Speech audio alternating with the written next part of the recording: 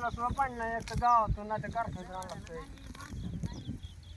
जनावर मरायला लागली, उपाशी तापाशी आजारी पडायची. काय तर राहावं का नका कोणाला ठेवू.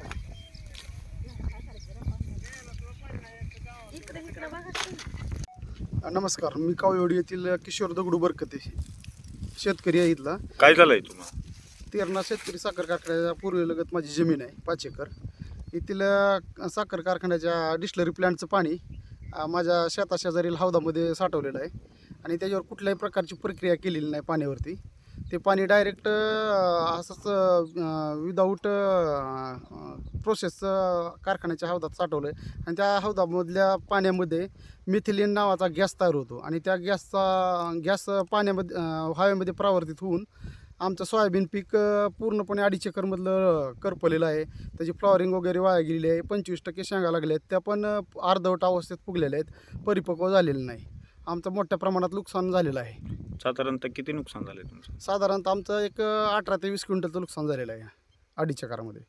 बरं, ह्याच्याकडे तुम्ही कुणाकडे तक्रार केली का? आम्ही MD साहेबाला 1.5 महिन्यापासून वारंवार तोंडी सांगत आहोत आणि लिखी स्वरूपात पण आम्ही एक त्यांना मांडणी मांडलेली आहे.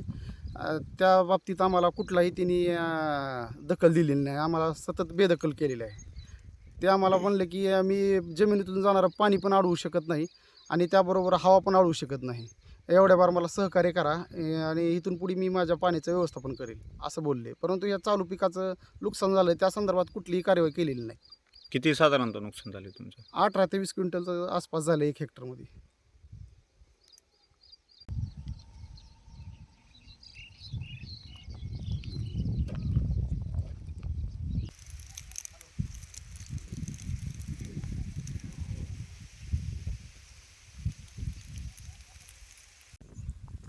मी तेरण्या शेजारी शेतकरी असून मला पूर्ण ही बोरविलला आणि विहिरीला पूर्ण खराब पाणी असून आमच्या कमीत कमी 2 वर्षात फक्त मोटर पंप चालतात आणि पिकाची पण नुकसान होती.